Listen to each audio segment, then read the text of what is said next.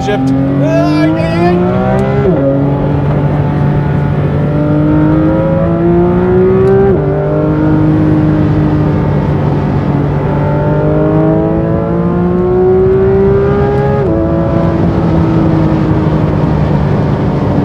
Gotta love a good on-ramp. What's up, y'all? We've got an incredible video in store for you today. I'm going to be talking about the modifications that I have done to this car. So this video is dedicated to those of you who can't help but modify a perfectly good car. Let's get into it.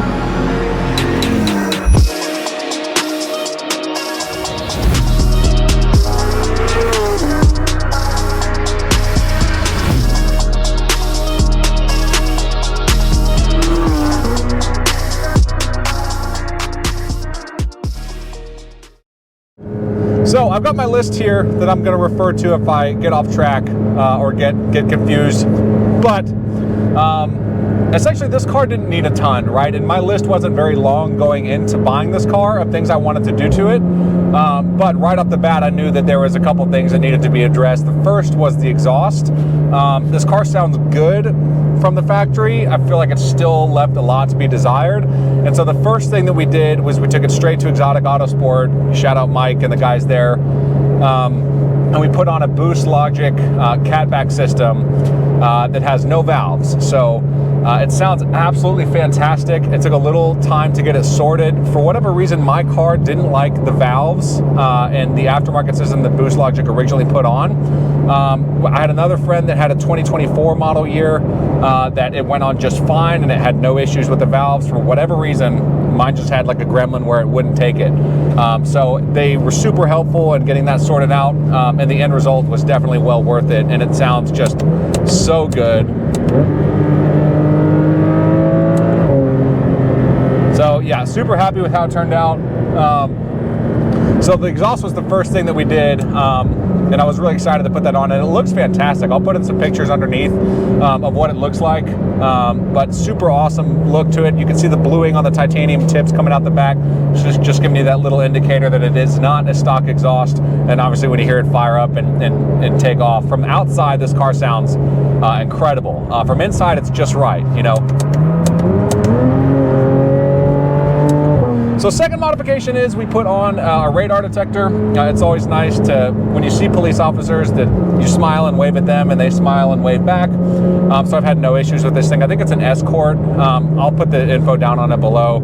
I don't really know a lot about radar detectors, but I know that this one has been a good solution for me. I just threw it in auto mode and kind of leave it on all the time. Third thing was the window tint. So being that this car was guards red, I feel like it was really important to have that look from the exterior of having all the windows tinted, the front windshield and all the other windows as well. So we did the window tint. The spoiler decal is also unique to this car. I'll throw in some pictures of what that looks like across the back. I was able to find a decal through the Topaz Shop, which is a detail place in the UK, that sold what appeared to be a very OEM style font for the rear decal, and you didn't have to buy all the other decals as well. I found some that you could buy like the entire decal package, meaning the GT3 RS decal on the door, the little side decals on the spoiler that go on the left and right sides, and then the Porsche across the back. The only thing I was interested in is the decal across the back, as I just hit this DRS button. For when you close the wing like that, you can see just Porsche blasted across the back. I think that's so cool. The first time I ever saw one of these, which was small world, it was this car. I saw that spoiler go up. I was like, that thing has active aero. That's the coolest thing I've ever seen. So that little Porsche decal across the back just adds a little bit more flair to that. Kind of silly, but I think it's cool, and it was a must-have when I got this car. The next big thing that I did was the Weissach paddle shifters. So my car is not a Weissach car, meaning I got the standard paddle shifters, and those are fine. I mean, they're very similar to the ones I had on my 991.2, which was a GT Silver car. I'll put a link to that video of me taking delivery of that car right now. But you know, no complaints whatsoever about the paddle shifters that were in this car. But I did hear that these are awesome, right? And so this was a little bit of an impulse purchase that, you know, I found through Suncoast Auto Parts. I'll put the link to those down below, and they feel absolutely fantastic. especially when you're at that, like the high end, if you're, you know, between like, you know, after 6,000 RPM and you hear that boom, it's like that thump a little bit that you get like with the paddle shifter that kind of feels like you're more connected in a way. It's weird, but I like it. I'm happy with it. And they're available for sale aftermarket, and they can fit, I think, on any 992 Porsche 911, I believe, that has the PDK. So pretty cool. That's a pretty cool addition to really any 911. The next thing that I think is a definite must-have, and I wish I did earlier, is the alignment. So this car comes from the factory with, quote, the lawyer alignment, right? They don't send these out like in a race spec. I think that the camber on all 4 tires when I took it in was like 1.3 and change, 1.3 degrees. So my goal was to increase that, but I didn't want to do the full race spec, which is 2.4 degrees. I think that you see in the Porsche manual of what it recommends for track use. I don't do a lot of track use with this car. I'll probably do, you know, a handful of days here and there, and non-competitive.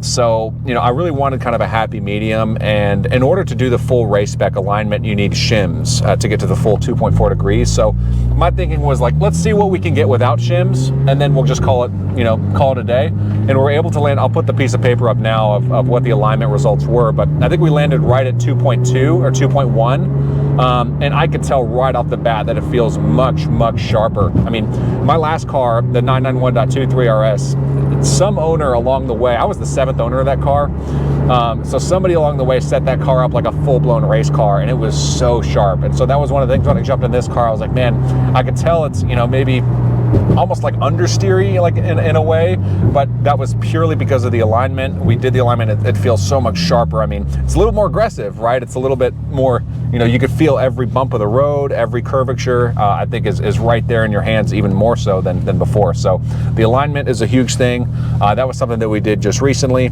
And then the last thing, which is kind of more of a checklist item of any car that I'll buy, is, you know, making sure that it has at least the majority of the car PPF'd, and then ceramic coating. So when I bought the car, I think I had like 50 or 60% of the car PPF'd. So we went ahead and did, you know, a few other pieces, not the full car, but especially along these side panels where you get a lot of this, you know, road debris that comes up through the tires. There's a lot of, you know, gaps where stuff can collect and hit against like the painted panels. So this is a really important car to have PPF on, and there's a few areas that it lacks. So we did that. We did the ceramic coating on the whole car and the wheels, which kind of gave it a nice little glossier finish, and just, you know, investment in the quality of the car, right? It's an incredible car. I'm super happy with it. You know, this list isn't very long of things that I've done to it, but I just wanted to jump on and do a quick video sharing kind of my journey with it, as I'll continue to do, and we'll continue to drive it and have fun. So that's all I got for y'all today. Thank y'all so much for watching.